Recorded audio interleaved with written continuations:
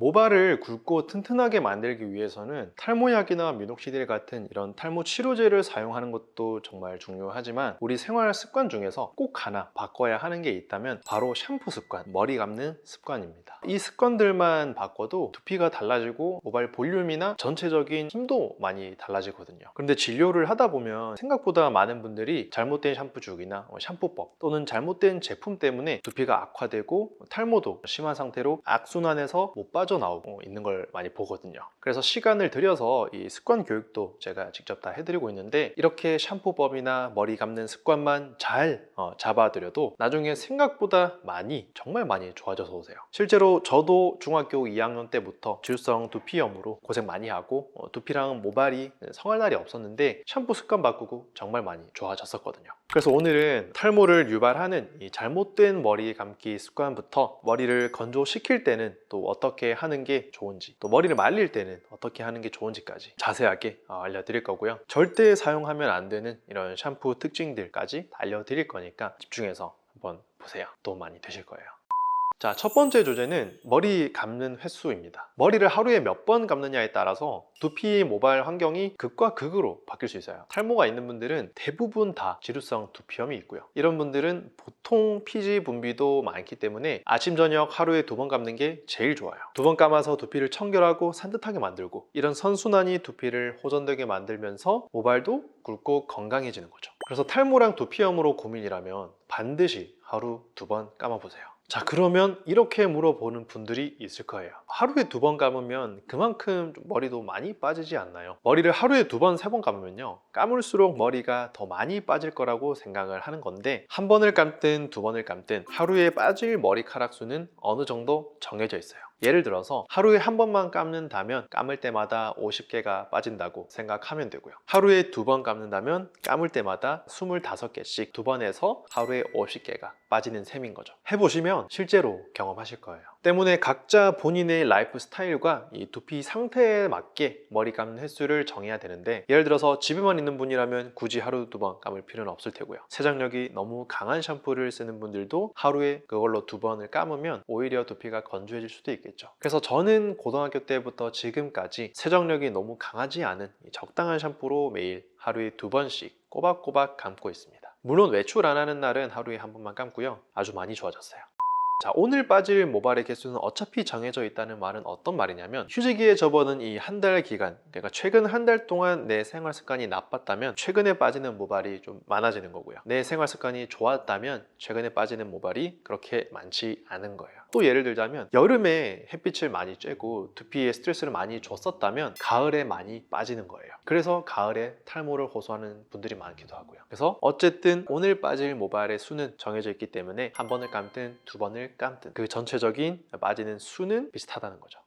자, 두 번째 주제는 머리 감는 시기인데요. 아침 저녁 하루에 2번 감는 분들이야 선택의 여지 없이 그냥 감으면 되지만, 현실적으로 하루에 1번밖에 감을 수 없는 그런 여성분들이나 아니면 스케줄 좀 바쁜 분들은 아침 또는 저녁 중에 머리 감는 시기를 고민하게 됩니다. 과거의 제 경험을 포함한 지금까지 모든 많은 정보들이 저녁에 머리를 감는 게 더 좋다고 말하고 있는데, 머리는 저녁에 감는 게 확실히 좋긴 해요. 만약에 아침에만 감고 저녁에는 머리를 안 감고 그대로 잠자리에 든다면 하루 중에 내가 흘렸던 노폐물, 땀, 먼지, 두피에 그대로 갖고 잠자리에 드는 거예요. 그렇게 되면 습한 베개 환경에서 두피 곰팡이균이나 유해균이 과다 증식하게 되고요. 베개에도 그런 오염물질이 계속 쌓이고 축적이 되면서 베개 환경도 점점 나빠지게 되는 거예요. 악순환의 고리에 빠지게 되는 거죠. 그리고 밤에 안 씻고 자면 이 두피 가려움이 좀 자면서 더 심해질 수도 있기 때문에 두피를 긁을 가능성도 많이 높아지고요. 아주 위험합니다. 깨어있을 때는 내가 의식적으로 참지만 잘 때는 무의식에 빠지고 제어가 안 되거든요. 그렇게 되면 정말 답이 없어져요. 두피는 굉장히 악화되고 모발도 약해지는 거예요. 그래서 반대로 저녁에만 감는다면 저녁에는 산뜻하게 잠들 수 있으니까 밤 늦게나 자는 동안 두피 가려움도 훨씬 덜해지고요. 아침에 안 감으니까 오전, 오후에 다소 기름이 질 수는 있겠지만 가렵더라도 의식이 있기 때문에 안 긁을 수 있거든요, 낮에는. 이렇게 아주 큰 차이가 생기는 거고요. 이런 차이가 하루하루 쌓여서 건강한 두피와 모발을 만드는 거예요. 그래서 하루에 1번밖에 감을 수 없는 분들이라면 되도록 저녁에 감도록 하자, 명심하셔야 돼요.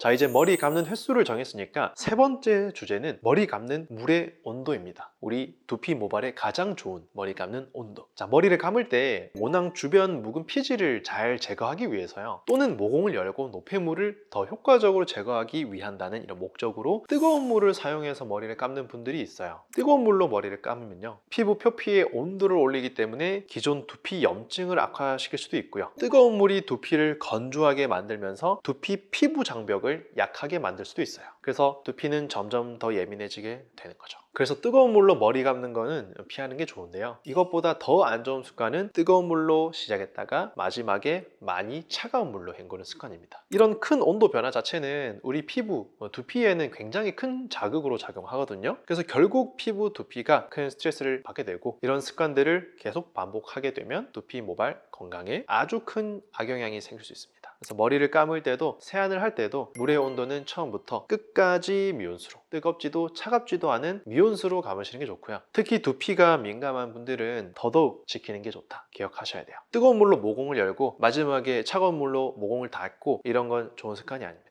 그러면 미온수가 어느 정도인데, 미지근한 게 어느 정도인데 여쭤보시는 분들이 있는데, 일단 물을 틀고요, 손등이나 손바닥에 물을 대보면 느끼는 온도가 다를 거예요. 손바닥이랑 손등의 온도가 다르거든요. 마찬가지로 두피도 온도가 조금 높은 편에 속하기 때문에 손바닥, 손등에 대보고 적당한 온도, 괜찮다면 두피에도 대보고, 두피에 차갑거나 뜨겁지 않은 적당한 온도라면 그대로 감으시면 되는 거예요. 그래서 다음 주제가 바로 샴푸할 때 올바른 마사지 하는 방법입니다. 마사지는 꼭 이렇게 하자. 샴푸하고 마사지 할 때 유형이 크게 두 가지로 나뉘는데, 하나는 두피에 있는 피지나 각질, 노폐물을 완전히 씻어내고자 두피 마사지를 너무 빡빡 강하게 하는 케이스입니다. 이런 마사지 자극 자체가 두피에 자극을 주면서 오히려 두피염이나 탈모를 악화시킬 수 있어요. 양치할 때랑 똑같아요. 칫솔질 반경을 너무 크게 하고 너무 강하게 하면 오히려 잇몸 치아만 다 상할 수 있잖아요. 그래서 적당한 반경, 적당한 힘으로 구석구석 양치하는 게 잇몸 건강도, 치아 건강도 챙길 수 있는 것처럼 머리 감을 때도 똑같이 적당히 하되 골고루 하시는 게 중요하다. 그래서 탈모랑 두피염 같이 있는 분들은 샴푸할 때 이 마사지도 조심해서 하셔야 하지만, 너무 조심하느라 마사지를 하지 않는 것도 문제가 될 수 있어요. 머리가 많이 빠지는 분들은 머리가 빠질까봐 마사지 자체를 안 하고 보물 다루듯이 그냥 손바닥으로만 살살 감는 분들이 계시거든요. 이렇게 계속 반복해서 감으시면 묵은 피지와 각질, 이런 것들이 잘 안 빠지고요, 모낭 주변에 붙어 있는 경우가 많습니다. 그래서 탈모가 진행되는 분들은 피지 분비가 많기 때문에 제대로 세척이 안 되면 피지가 쌓이고 피지를 먹고 사는 곰팡이균들이 또 증식하면서 두피 냄새도 심해지고 모낭도 약해지고 악순환이 될 수 있거든요. 그래서 두피도 점점 안 좋아지고 결국 모발도 약해지게 되는 거예요. 그래서 머리를 감을 때는 너무 강하게 마사지 하지 마시고요, 적당히 살살 마사지 하세요. 적당히 하되 골고루 해주는 게 중요합니다. 그리고 또 한 가지는 절대 손톱으로 마사지 하시면 안 됩니다. 손끝 지문으로 부드럽게 골고루 구석구석 해주세요. 늘 항상 두피는 소중하게.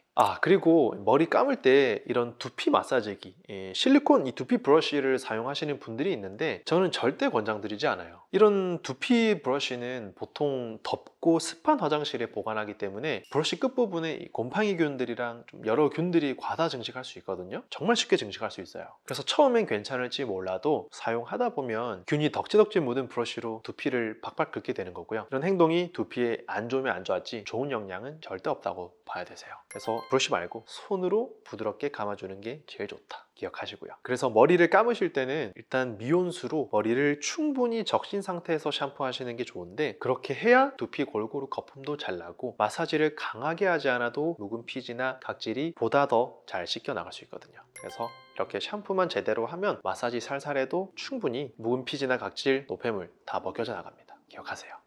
자, 이렇게 머리를 잘 감았으면 이제 머리를 잘 닦고 잘 말려줘야겠죠. 일반적으로는 머리를 닦을 때 수건으로 이렇게 막 털어서 닦는 경우가 많은데, 우리 탈모인들은 절대 이렇게 털어서 닦으면 안 되고요, 가볍게 꾹꾹 툭툭 눌러서 닦아줘야 됩니다. 두피염이나 탈모가 있는 경우는 이미 두피가 예민해져 있기 때문에 막 비비거나 털면서 닦으면 두피를 환하게 만들기 쉽거든요. 그렇게 두피는 악화되고 모발이 약해지는 겁니다. 특히 머리가 긴 분들은 수건으로 머리를 이렇게 쥐어 짜듯이 모발 끝까지 물기를 잘 제거하는 게 중요하고요, 안 그러면 드라이기 사용 시간이 굉장히 길어지기 때문에 두피에 좋을 게 없거든요. 그래서 이 점도 꼭 참고하세요.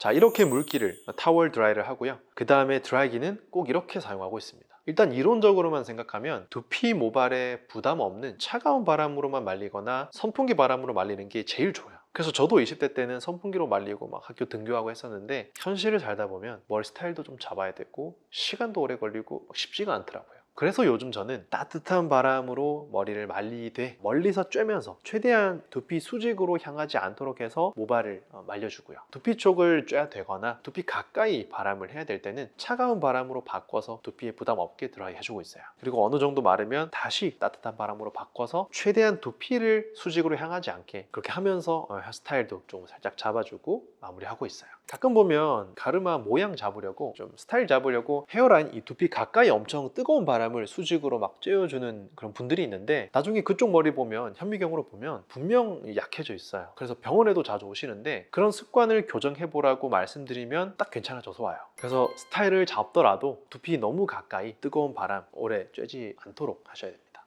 이번에는 어떤 샴푸를 선택하는 게 가장 좋을까 몇 가지 팁을 좀 알려드리려고 해요. 저는 지금까지 써본 샴푸만 80개, 90개가 넘는데요. 중학교 때부터 두피가 너무 예민해서 오랜 기간 샴푸 유목민 생활한 것도 있지만 6년 전부터 이 샴푸 컨텐츠 유튜브를 시작하게 되면서 한 것도 있고요. 또 샴푸를 제 브랜드를 직접 만들게 되면서 자연스럽게 이것저것 정말 많이 써보게 됐어요. 그래서 다양한 종류의 이 수많은 샴푸를 써보고 느낀 이 확실한 한 가지는 일반 샴푸보다는 탈모 완화 기능성 샴푸를 사용하는 것이 훨씬 더 좋다는 거예요. 일반 샴푸는 샴푸를 만들 때 머릿결에 조금 더 치중하다 보니 컨디셔닝의 배합을 높이거든요. 그래서 머릿결은 좋아지지만 머리가 조금 꺼지면서 볼륨이 좀 죽는 편이고요. 반대로 탈모 완화 샴푸는 컨디셔닝의 배합을 살짝 낮추면서 세정력은 또 살짝 올려요. 그래서 머릿결은 조금 살짝 아쉬워지지만 볼륨을 살려주는 효과가 큽니다. 그리고 일반 샴푸들에 비해서 이 두피 친화적인 성분들을 조합하는 것도 있고요. 그래서 두피가 민감한 분들은 훨씬 더 그 차이를 느끼실 거기 때문에 일반 샴푸보다는 탈모 완화 샴푸를 쓰세요. 저도 두피가 굉장히 예민하고 민감한 염증성 두피를 갖고 있는데 그래서 저는 설페이트류 계면 활성제나 멘톨 그리고 향료가 전성분의 비교적 앞에 포함된 제품을 피하는 편이에요. 설페이트류 계면 활성제는 이 계면 활성제류 중에서 조금 그 알러지원으로 작용하는 가능성이 크고 심하면 접촉성 피부염까지 일으킬 수 있기 때문에 되도록 피해주는 편이고요. 우리가 머리를 감고 막 화해지는, 시원해지는 이런 느낌은 멘톨이라는 성분으로부터 받는 거기 때문에 이런 성분도 조금 앞쪽에 배치하고 있으면 두피 민감한 분들한테는 좋지 않아요.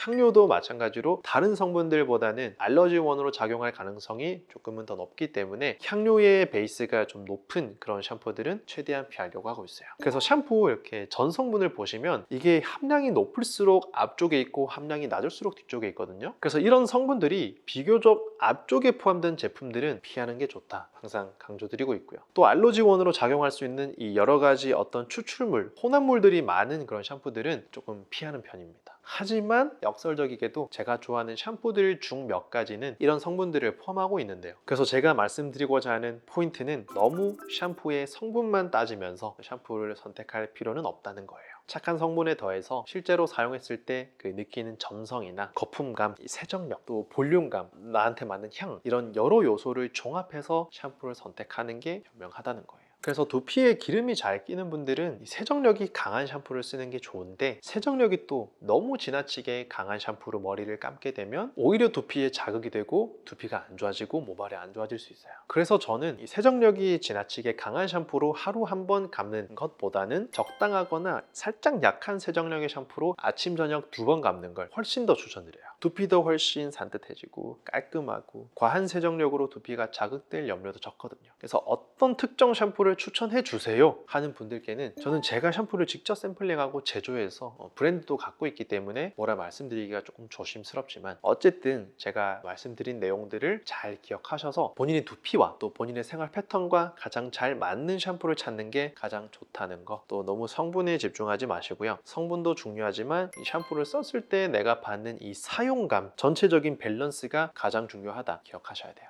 그래서 오늘 영상은 머리를 감을 때 두피 모발을 위해서 우리가 생활 중에 가장 좀 쉽게 할 수 있는, 그리고 그만큼 중요한 오늘 머리 감기법, 또 샴푸법, 드라이법에 대해서 알려드렸고요. 또 샴푸를 선택할 때는 어떤 것들을 조금 집중해서 생각하는 게 좋은지, 어떤 성분들은 최소한 조금 멀리 하는 게 좋은지 말씀드렸어요. 그래서 오늘 영상도 참고하셔서 두피 관리, 모발 관리에 좀 도움이 되셨으면 좋겠고요. 영상을 보고도 궁금한 게 있거나 이해가 안 되는 게 있다면 댓글로 남겨주세요. 제가 그런 질문에 대해서는 웬만해서는 답을 잘 드리도록 노력 한번 해보겠습니다. 그래서 오늘 영상은 여기까지고요. 저는 다음 영상에서 또 좋은 영상으로 인사드릴게요. 감사합니다.